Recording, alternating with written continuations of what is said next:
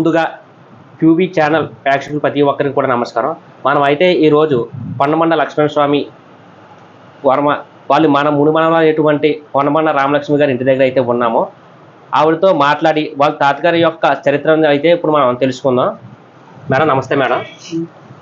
కొండమండ లక్ష్మణస్వామి వరకు ఈరోజు ప్రభుత్వ పరంగా ఒక జీవోని రిలీజ్ చేయడం అయితే జరిగింది. ఆగస్టు 7వ తారీఖున అతని వర్ధంతులు అలాగే జయంతులు కూడా చేసుకోమని రాష్ట్ర ప్రభుత్వం ఒక జీవోని రిలీజ్ చేసింది. దానికి మీరు ఏ విధంగా స్పందిస్తున్నారు? ప్రభుత్వం జీవో ఇచ్చినందుకు మాకు చాలా సంతోషంగా ఉంది. ఎందుకంటే ఆయన సేవలు గుర్తించి ఆ రోజుల్లో 1890 నుంచి ఆయన చేసిన సేవలన్నీ కూడా గుర్తించి ప్రభుత్వం ఇప్పుడు ఈ జీవో ఇచ్చిందంటే ఆయన అనేక దేశాల్లోని ఆయుర్వేదం వైద్యం అందించి అనేక ప్రాణాలను కాపాడడం జరిగింది. ఆయనకి ఆయుర్వేదం వైద్యం చేయాలనే ఆలోచన ఎలా వచ్చిందంటారు?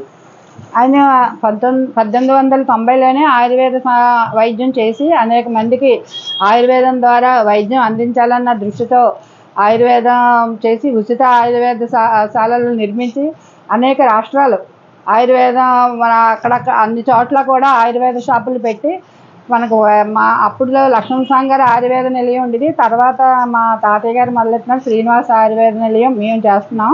ఆయుర్వేద నిలయం ఆయన ఆయుర్వేద నిలయం చేసి ఎంతో మందికి ఆయుర్వేద వైద్యం చేస్తేనే కులం కోసం పోరాడి మద్రాసు వెళ్ళి హైకోర్టులో కులాన్ని హీనంగా చూసినందుకు మాకు అక్కడ మద్రాసులో అక్కడ వన్యకుల క్షత్రియులని ఇక్కడ అగ్నికుల క్షత్రియులని అందరినీ కలుపుకొని అగ్నికుల క్షత్రియుల సంఘం స్థాపించి వాళ్ళందరితో పోరాడి కోర్టుకేసి కోర్టులో పోరాడి ఆయన అగ్నికుల క్షత్రియ అని పిలవాలి, పల్లి జాతి అని పిలవడానికి వీలు లేదని, అంటే ఒక మహిళని పల్లి పిల్ల అని పిలిచినందుకు మహిళల్ని ఈనపరుస్తూ మాట్లాడుతున్నారు కాబట్టి అది ఎప్పటికీ జరగకూడదు, మహిళలు గౌరవంగా బతకాలన్న ఉద్దేశంతో ఆయన కోర్టుకు వెళ్ళి జీవో తీసుకొచ్చి చాలా కష్టపడి జీవో తీసుకొచ్చారు. ఎందుకంటే ఆయన ఆయుర్వేద వైద్యశాల పెట్టి ఆ వైద్యం చేసిన రంగూను అప్పుడు వాడలు కోరంగి రంగూరు నుంచి వాడలు వచ్చి ఇక్కడ ఆయుర్వేద మందులు అన్నీ మొత్తం వాళ్ళు వైద్యపరంగా ఆయుర్వేద మందులు పట్టుకెళ్ళి బంగారం గోల్డ్ కాయిన్లు ఇచ్చి ఆయుర్వేద మందులు పట్టుకెళ్ళేవారు. ఆ ఆయుర్వేదం ఆ డబ్బంతా కూడా ఆయన వాళ్ళ ఫ్యామిలీని కానీ వాళ్ళ పిల్లల్ని కానీ ఆలోచించకుండా ప్రజల్ని హీనంగా ఉండకూడదు, మన జాతి హీనంగా ఉండకూడదు అన్న ఉద్దేశంతో ఆ కోర్టుకు వెళ్ళి ఆయన జీవో తీసుకొచ్చారు. ఆ రోజున ఆయన ఆ జీవో తీసుకొచ్చిన వాళ్ళని ఇప్పుడు అందరం కూడా మేమైనా ఎవరైనా అందరూ కూడా మా అగ్నికుల క్షత్రియులు అందరూ కూడా ఈరోజు ఉన్నత పదవుల్లో ఉన్నారంటే కారణం ఆయనే. ఆ రోజు ఆయన పోరాట చెయ్యకపోతే ఈరోజు ఈ స్థితిలో మేము ఉండగలిగే వాళ్ళం కాదు. ఆయన స్వార్థం చూసుకుని నా కుటుంబం నాది అని ఎప్పుడు కూడా ఆలోచించకుండా ప్రజల గురించి ఆయన ఆలోచించి ఇంత చేసుకొచ్చిన ఆయనకి మేము చాలా రుణపడి ఉంటాం. నిజంగా ఆయన రక్తం మధ్యం పుట్టడం కూడా మాకు ఆయన వంశంలో పుట్టడం కూడా మాకు చాలా అదృష్టం అని భావిస్తున్నా.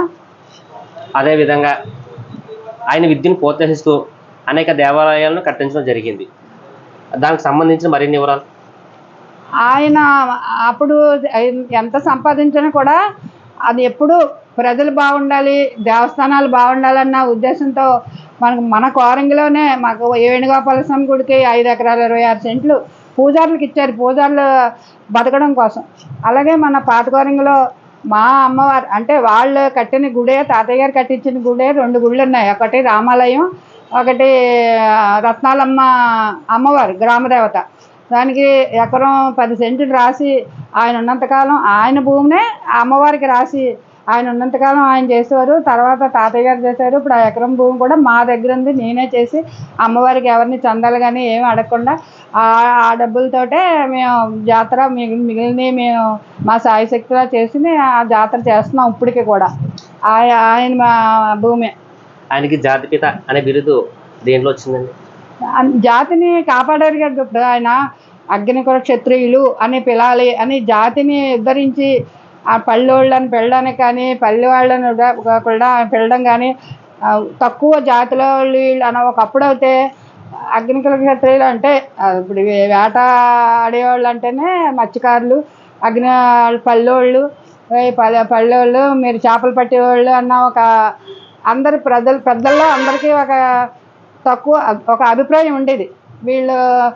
వాళ్ళు వచ్చి గిన్నెలతో కూడా గిన్నెల మీద నీళ్లు జల్లుకుని లోపల పెట్టుకుంటే పరిస్థితి ఉండేదట ఒకప్పుడు. అంత హీనంగా చూసేవారు. అప్పుడు ఈయన అవన్నీ చూసి ఈ మహిళల్ని పిల్లని పెళ్ళడం ఇదంతా ఆయన మనసు బాధ కలిగి ఎలాగైనా సరే అగ్నికుల క్షత్రియులు ముందుకు తీసుకురావాలి, వాళ్ళందరినీ పైకి తీసుకురావాలి అనేసి ఉద్దేశంతో ఆయన చేసినందుకు ఆయనకి జాతిపిత అంటే అలాగని వేరే కులంలో తక్కువ చేయలేదు. దేవస్థానాలు కట్టించారు. అప్పుడు ఆ కాలంలో బస్సులు అయ్యి లేకపోతే నడిచి వెళ్ళేవారు చాలామంది కాకినాడ అయ్యి. వాళ్ళు సేద తీర్చుకోవడానికి చల్లంగిలో మన చలివేంద్రం కట్టించారు. అక్కడ వెళ్ళి మంచినీళ్ళు అయ్యి తాగి అక్కడ రెస్ట్ తీసుకుంటారని చల్లంగిలో ఆయన సొంతంగా లక్ష్మణ స్వామి గారు కట్టించిందే. అది చాలా వరకు ఉండేది. అది పడగొట్టేసి మళ్ళీ దాన్ని అక్కడ కొన్ని షాపులు అయ్యి కట్టారు అక్కడ. అటువంటి గొప్ప వ్యక్తికి మీరు మునిమనరాలుగా ఉన్నందుకు మీరు ఎలా ఫీల్ అవుతున్నారండి? చాలా సంతోషంగా ఫీల్ అవుతున్నాం. నిజంగా ఏ జన్మలో చేసుకున్న పుణ్యం.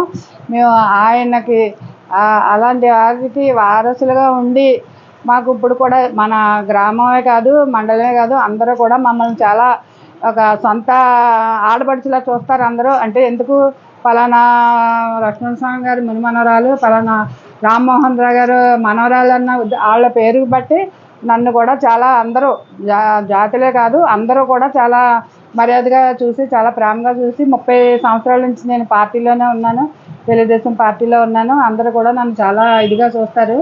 ఎందుకు అప్పుడు పెద్దలు బట్టి ఆ లక్ష్మణ స్వామి గారిని బట్టి కానీ ఆయన కుమారులు నా మనవళ్ళని బట్టి మమ్మల్ని చాలా ఇదిగా చూస్తారు. కాబట్టి ఆయనకి నేను చాలా రుణపడి ఉంటానని చెప్తున్నా. టూబీ టీవీ ఛానల్ ప్రేక్షకులకు ప్రతి ఒక్కరు కూడా ఈ వీడియోని చూడండి, లైక్ చేయండి, షేర్ చేయండి. అదేవిధంగా మరిన్ని వీడియోలతో మళ్ళీ కలుద్దాం.